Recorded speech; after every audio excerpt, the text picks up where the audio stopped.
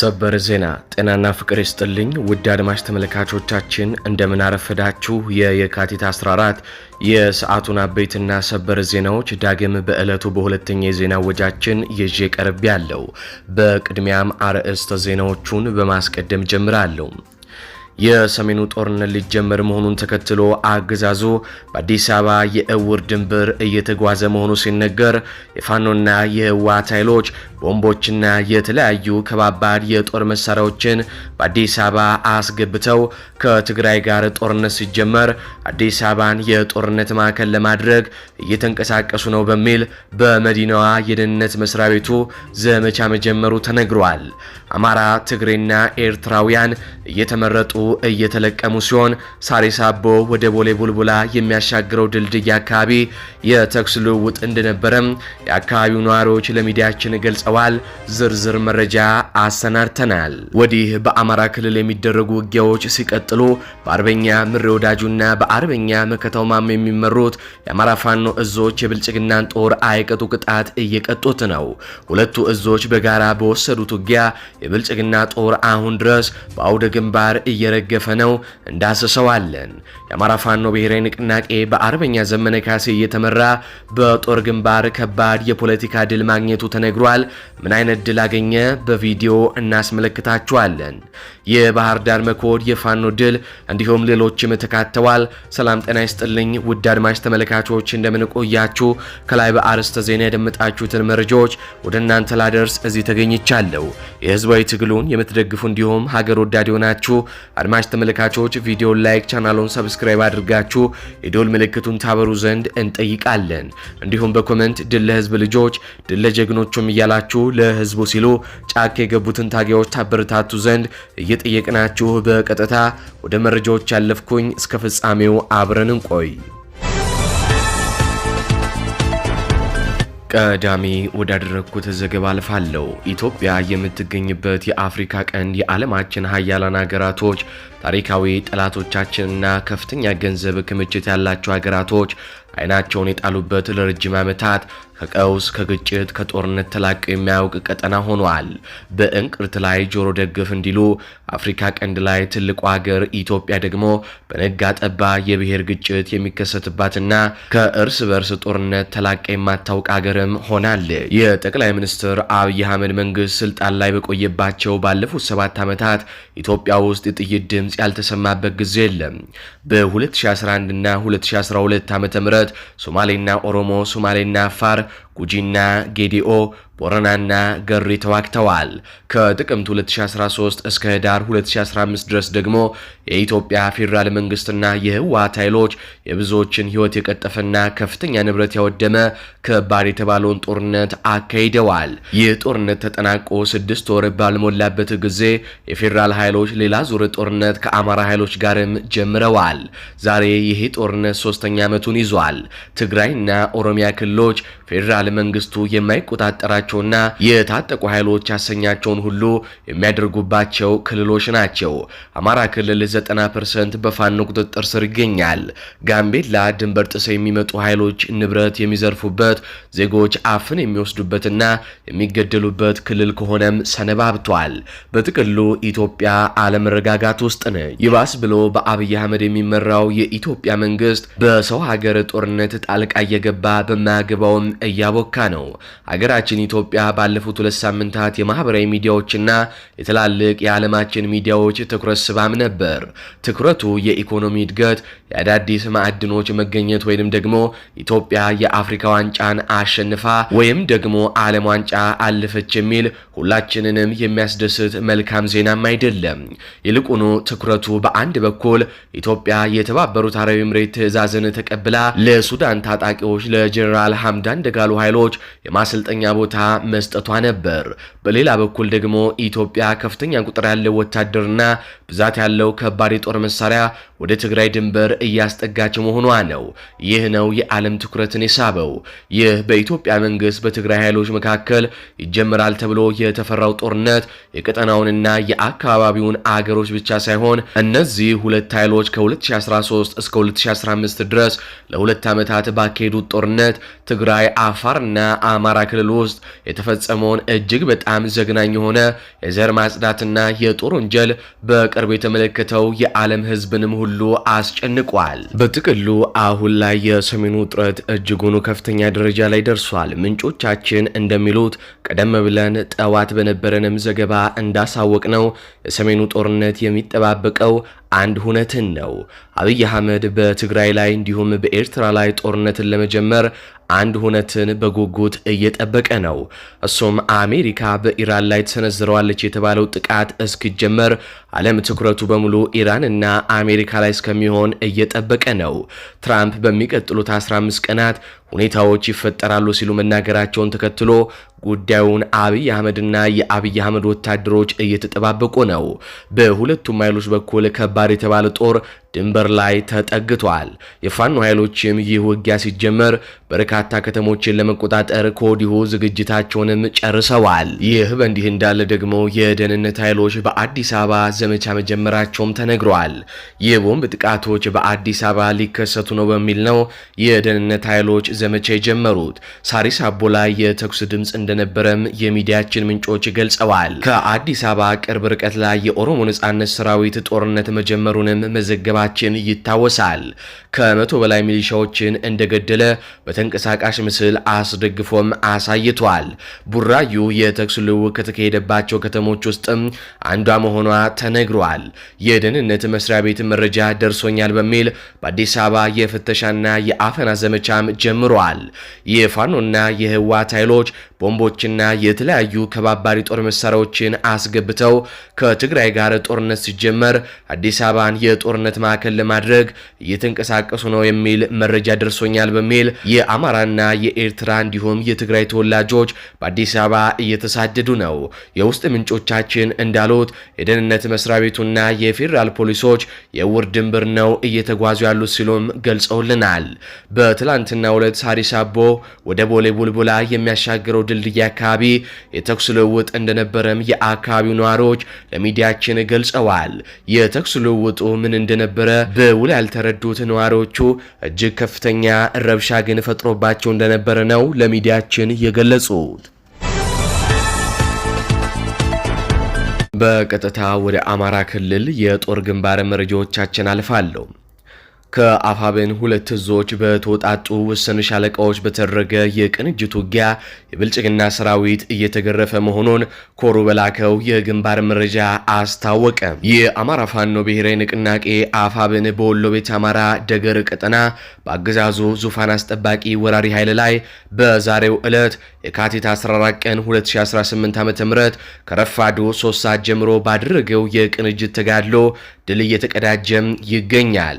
የብልጽግና ኃይል መነሻውን ከከላላ ወረዳ በማድረግ ልዩ ስሙ ሌንጮ በተባለ አካባቢ የሚገኙትን የአርበኞች ጦር ሰራዊት የማፈን ዓላማ አንግቦ ባደረገው እንቅስቃሴ ከረፋዱ 3 ሰዓት ጀምሮ ከአፋብን ሸዋ ጠቅላይ ግዛት እዝና ከአፋብን ምስራቅ አማራ ቀጠና ሚኒሊክ እዝ የተወጣጡ ውስን ሻለቃዎች በከላላና ደገር አዋሳኝ ስፍራ ላይ ቆርኬና ሌንጮ በተባሉ ቦታዎች ላይ ያገዛዙን ሰራዊት በአንድነት ባደረጉት ተጋድሎ አይቀጡ ቅጣት እየገረፉት መሆኑን ኮሩ በአውደ ውጊያ መረጃው አረጋግጦልናል። በዛሬው ልዩ የቅንጅት ተጋድሎ ጀግናው ከአጼ አምደ ጽዮን ኮር አጼ ዳዊት ክፍለ ጦር የታደለ ጠና ሁለተኛ ሻለቃና የንጉስ ሚካኤል ኮር ከሳጅን አደማሊ አባናዶ ክፍለ ጦር የተገኙ ሻለቃዎች የአንበሳውን ድርሻ በመውሰድ የብልጽግናውን 84ኛ ክፍለ ጦር በሚገባው በመግረፍ ወደ መጣበት ከላላ ከተማ እያፈገፈገ እንዲመለስም አድርገውታል።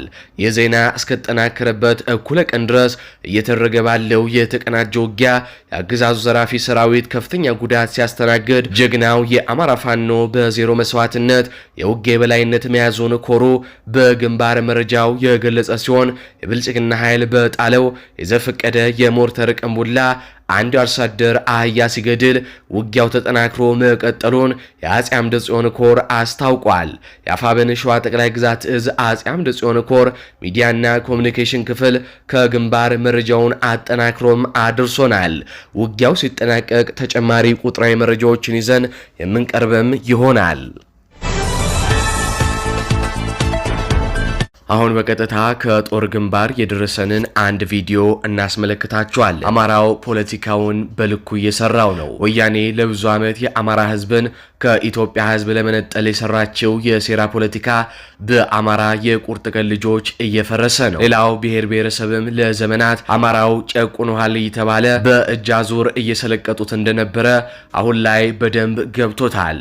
ልጅ ይሮጣል እንጂ አባቱን አይቀድምም እንደሚባለው አማራ ፍትሃዊ ሀገር ወዳድ ህዝብ ነው። አፋብን ከጉምዝ ህዝብና አመራሮች ጋር ውይይትና ቆይታ አድርጓል። በዚህም ድንቅ የተባለ ፖለቲካ ተሰርቶበታል። ዘመነ ካሴ መድኃኒት አግኝቶልናል እስከሚሉ የጉምዝ ህዝብ ዴሞክራሲያዊ ንቅናቄ አመራሮች በአማራ ህዝብ እጅጉኑ ተደስተዋል። ከዚህ ጋር በተያያዘ የተሰራውን የአንድነት የፖለቲካ ጅማሮ እነሆ ቪዲዮውን አስመልክተናችሁ እንመለስ።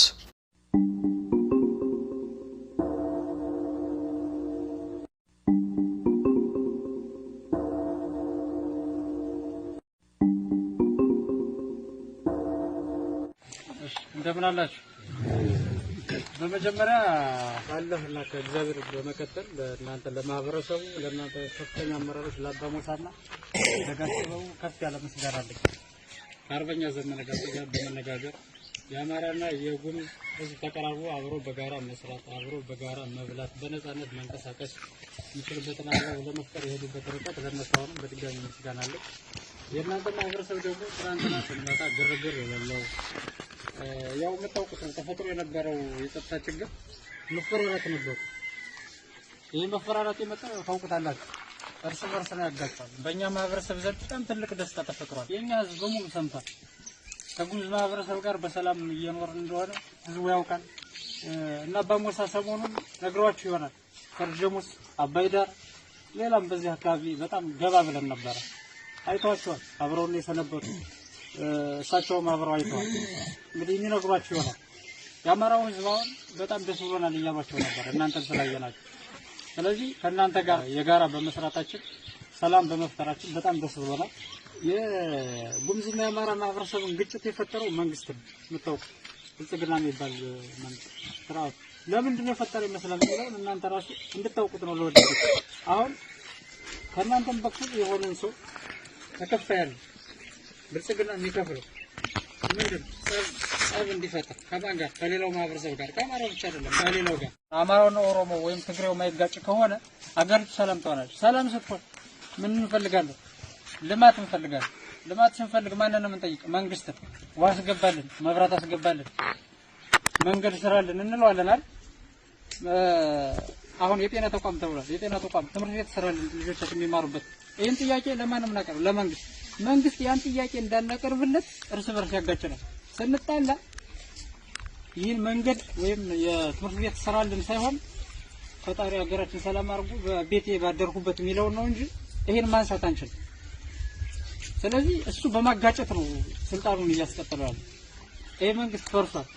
እኛ አካባቢ የለም። አማራ ክልል እኮ መንግስት የለም፣ አፍርሰናል። መንግስት አፍርሰናል። እኛ ነን አማራ ክልል እንዲያስተዳድር ነው። የጉምዝ ማህበረሰብ ተጎድቷል። ያውና ያየሁት ነው። የተወሰኑ እንትኖቻችን ምሽምሽን አይቻለሁ፣ ቁስሌን አይቻለሁ፣ ባላንቁርን አይቻለሁ፣ ኦሜድላን ራሱ አይቻለሁ።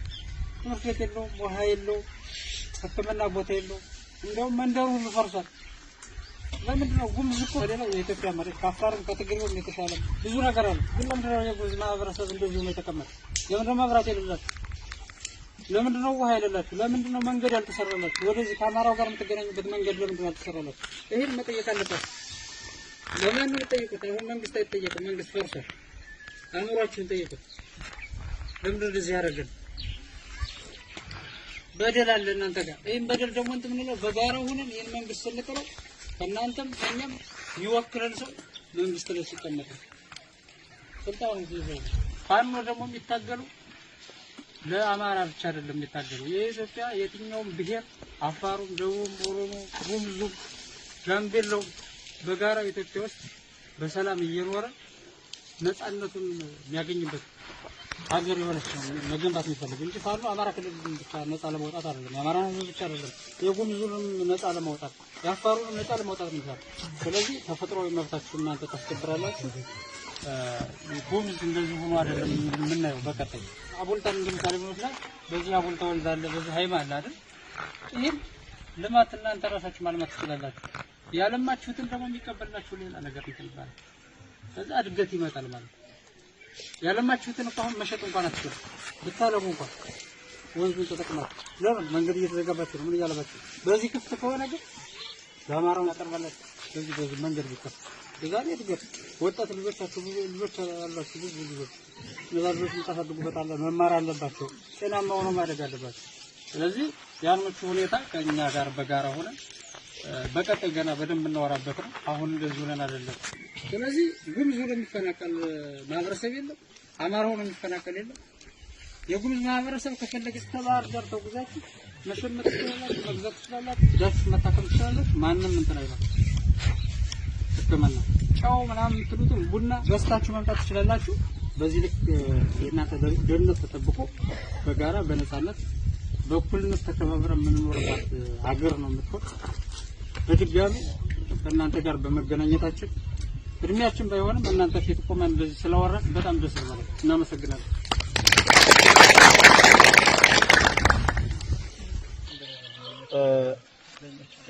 በሙላችሁ እንደምን አደራችሁ፣ እንደምን አረፈዳችሁ። ያው እንግዲህ በአብይ አህመድና ኢትዮጵያን በመርፌ ልትወጋ በመድኃኒት መርዝ ስቦ ነው ኢትዮጵያን የወጋው። ኢትዮጵያ አሁን በሽተኛ ነች የሆነች። ስለዚህ ትግሪ መሆንም ኦሮሞ መሆንም ጉምዝም መሆንም ብንል ቅጡ ጠፋል። ገብረስጦ ዘመነ ካሴ እሱ አሁን አግኝቶልናል መድኃኒት። አሁን ኢትዮጵያ አሁን በመርፌ እየወጋ ነው፣ እየዳነ ነው። አሁን እየወጋች ነው። አሁን በመርፌ እየዳነች ነው። እኔም የተናገርኩት ነው። ከዛ ከመከላከያ የአማራ ኃይል ያለ ወደ አማራ ወደ ፋኖ ቦታ የኦሮሞም የወላይታም የአፋርም የሶማሊም የጉምዝም እኔም አልወጣም አሁን ቢጋራ መታገላለሁ ካለ እንግዲህ አለቀለት፣ ጉዳዩ አለቀለት።